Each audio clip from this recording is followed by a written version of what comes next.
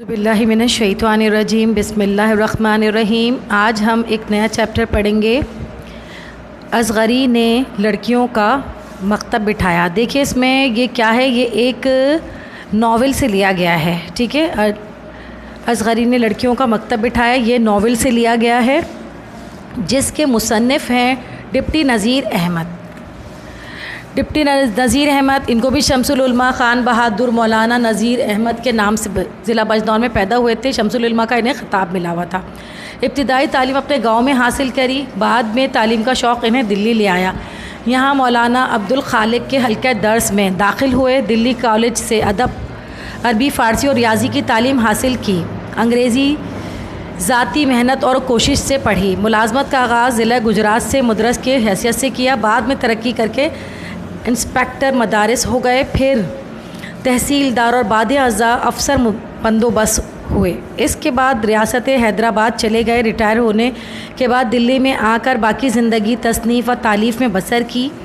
नज़ीर अहमद को उर्दू का पहला नावल निगार कहा जाता है। डिप्टी नज़ीर अहमद ने 7 नावल लिखे जिसमें मरातुल उरूस, तौबतुन नसू, इब्नुल वक्त, बिनातुल अन्नैश काबिल ज़िक्र हैं। इन्होंने काफ़ी बड़ी उम्र में तालीम हासिल करनी शुरू की थी, कि काफ़ी बड़े हो गए थे और उसके बाद इन्होंने तालीम हासिल करनी शुरू की थी। इनका मदरसे से इनका ताल्लुक़ था और ये कुरान शरीफ वग़ैरह पढ़ा करते थे। लेकिन बाद में इन्होंने वक्त की नज़ाकत को देखते हुए, ये कहना चाहिए, उर्दू, फ़ारसी और अंग्रेज़ी की तालीम हासिल की।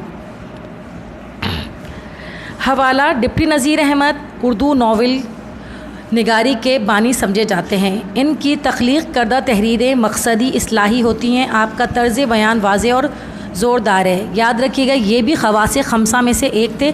जो सर सैयद के 5 दोस्त थे, मोहम्मद हुसैन आज़ाद, डिप्टी नज़ीर अहमद, ख़ुद सर सैयद अहमद ख़ान थे, मौलाना शिबली नोमानी और आज़ाद जिसे हम कहते हैं, मोहम्मद हुसैन आज़ाद इसमें शामिल थे। ये 5 लोग थे जिसमें नज़ीर अहमद थे। लेकिन नज़ीर अहमद, मैं एक बात बताना चाहूँगी कि इनका भी मकसद ये था लोगों की इस्लाह करना, और इनका सबसे बड़ा मकसद ये था कि औरतों की इस्लाह सबसे ज़्यादा ज़रूरी है। इनकी ज़्यादातर तहरीरों में हमें ख़वातीन नज़र आती जिनका पढ़ना लिखना बहुत ज़रूरी है।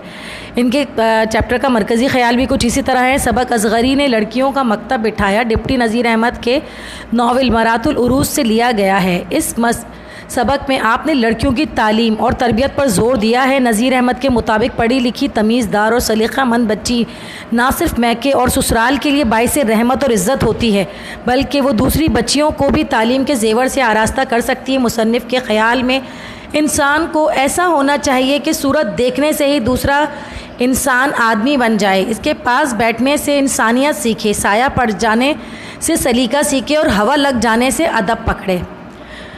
बहुत बेहतरीन इनकी कहना चाहिए तहरीरें हैं। इसके बाद हम सवाल जवाब की तरफ आ जाते हैं। फ़तहुल्लाह ख़ान की कितनी बेटियां थीं, उनके नाम क्या थे? फ़तहुल्लाह ख़ान की 2 बेटियां थीं, जमाल आरा और हुस्न आरा। सवाल नंबर 2, सुल्ताना के रंजीदा रहने की असल वजह क्या थी? सुल्ताना के रंजीदा रहने की असल वजह छोटी बेटी हुस्न आरा थी, जो कि इंतहाई बदमिजाज, जाहिल, ज़िद्दी, बदतमीज़ थी। हुस्न आरा की निस्बत तय पा चुकी थी और सुल्ताना बेगम फ़िक्रमंद थी कि ससुराल जाकर ऐसी फुअड़ और बदमिजाज लड़की का क्या होगा। यही फ़िक्र इनको गमज़दा किए हुए थी। इसके बाद हम आते हैं सवाल नंबर 3 की तरफ। हुस्न आरा मिजाज के लिहाज से कैसी थी? हुस्न आरा मिजाज के लिहाज से, जैसे पहले बताया, इंतहाई बदमिजाज, ज़िद्दी, वो अपनी माँ का लिहाज करती थी, ना बड़ी बहन का अदब करती थी, और ना ही उसे बाप का कोई डर था। सवाल नंबर 4, शाह ज़मानी बेगम ने हुस्न आरा की तालीम के बारे में छोटी बहन को क्या मशवरा दिया? शाह ज़मानी बेगम ने अपनी छोटी बहन सुल्ताना को हुस्न आरा के लिए ये मशवरा दिया कि इसके लिए एक उस्तानी मुकर्रर की जाए, और साथ में ये भी बताया कि हमारे मोहल्ले में मौलवी मोहम्मद अफजल की बहू इस काम के लिए नहायत मौजू है। क्वेश्चन नंबर 5, असगरी ने हुस्न आरा को पढ़ाने के लिए कहाँ बुलाया? असगरी ने हुस्न आरा को पढ़ाने के लिए अपने घर बुलाया था। जुमलों की तशरीह देखिए मैं फिर बता रही हूँ कि हमारे पास नसर पारे भी आते हैं, जो मैंने पिछले उसमें दिए नसर पारे, यानी एक छोटा पैराग्राफ होता है जो आपकी बुक से लिया जाता है, उसकी आपने हवाला मुसन्निफ़ और तशरीह देनी होती है। और इसके अलावा ये जुमले, फ़िक्रे का लफ्ज़ अभी आ सकता है, जुमले का लफ्ज़ भी आ सकता है, ये इस्तेमाल किए जाते हैं जो इसमें से लिए गए। मैंने इसमें से लिया है, बल्कि इसमें बुक में मौजूद है। दुनिया का दस्तूर है कि कोई फ़र्द बशर रंज से खाली नहीं। अगर हर तरफ खुशी ही खुशी हो तो इंसान खुदा को भूल कर भी याद ना करे। सबसे पहले हवाला सबक, ये जुमला सबक असगरी ने लड़कियों का मकतब बिठाया से लिया गया है, जो कि मरातुल उरूज से माखूज़ है। हवाला मुसन्निफ़, इस सबक के मुसन्निफ़ डिप्टी नज़ीर अहमद हैं। तशरीह, इस जुमले में मुसन्निफ़ ने बयान किया है कि अगर इंसान के पास खुशियाँ ही खुशियाँ हों तो वो कभी भूल कर अल्लाह को याद ना करे। यही हाल सुल्ताना बेगम का था। इनके पास दुनिया की धन दौलत भरी पड़ी थी, मगर अपनी छोटी बेटी की वजह से बहुत परेशान थी।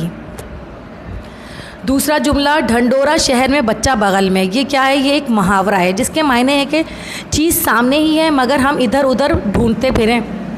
ये मुहावरा शाह ज़मानी बेगम ने अपनी बहन सुल्ताना बेगम के सामने इस वक्त इस्तेमाल किया जब इनकी बहन ने इनको उस्तानी ढूंढने का कहा, तो ज़मानी बेगम ने कहा कि एक अच्छी उस्तानी तो तुम्हारे मोहल्ले में मौजूद है, मौलवी फ़ज़ल की छोटी बहू असगरी। अब ये देखिए, ये यहाँ पर आए हैं दुरुस्त दर्जा झैल में से दुरुस्त जवाब पर निशान लगाएं। ये पेपर में भी आते हैं, लेकिन ये मत सोचिएगा कि जो बुक के अंदर हैं वही पेपर में आ जाएंगे, बल्कि आपकी फिल इन द ब्लैंक्स को भी बनाया जा सकता है। इसके अलावा जो है बुक से ख़ुद से भी वो ले सकते हैं। लिहाजा आपको सबक की रीडिंग, चैप्टर की रीडिंग बहुत ज़रूरी है। फ़तहुल्लाह ख़ान ने अंदो अमलाक ख़रीदी, कितनी? हज़ारों रुपए की, यानी हज़ारों रुपए की उसके पास इमलाक मौजूद थी। शाह ज़मानी बेगम उतरी कहाँ से? पालकी से। मोहम्मद फ़ज़ल की छोटी बहू, फ़ाज़िल की छोटी बहू पढ़ी लिखी थी। सुल्ताना बेगम चलते हुए असगरी बेगम को देने लगी, क्या देने लगी थी? अशरफ़ी देने लगी थी। दयानत क़ाब में भर लाई, कौन? नुक्तियाँ। क़ाब कहते हैं एक प्लेट को, यानी कि नुक़्त जो है दयानत उनकी जो है सास थी, वो क्या थी? नुक्ते दानियाँ जो थी वो एक उसमें कटोरी में भर के ले आई थी। अब है इसके अंदर हमारे पास मैच द कॉलम। देखिए इस तरह की चीज़ें आ सकती हैं, लिहाजा हमें इसकी प्रैक्टिस करनी चाहिए लाजमी। जैसे इनको आपस में मैंने मैच कर दिया। जमाल आरा हुसैन आरा के वालिद का नाम था फ़तहुल्लाह ख़ान। ये क्वेश्चन में भी हमारे पास है। सुल्ताना की बहन जो थी वो शाह ज़मानी बेगम थी। मोहम्मद कामिल की बहू जो थी वो मोहम्मद कामिल की बहू का नाम, बहू जो थी बीवी, वो थी असगरी थी। इनके बेटे थे ना मोहम्मद फ़ाज़िल के। इसके बाद असगरी की सास का नाम दयानतुन निसा था। फ़तहुल्लाह ख़ान के बड़े भाई कौन थे? हकीम रू अल्लाह ख़ान। सही है जी, ये है। इसके अलावा ये जुमले आपको दिए गए हैं। लट्टू हो जाना, यानी किसी चीज़ को बहुत ज़्यादा पसंद करना, दरेग ना करना, परवाह ना करना किसी चीज़ की। शुस्ता, बहुत साफ़, कहते हैं बड़ी शुस्ता ज़बान है इनकी, तो बहुत साफ़ सुथरी ज़बान है इनकी। इसी तरह नाला, नाराज़ होना, कबाहत, किसी चीज़ को मना करना। जैसे निसाब से हटकर किताबें पढ़ने में क्या कबाहत है, क्या बुराई है इसमें।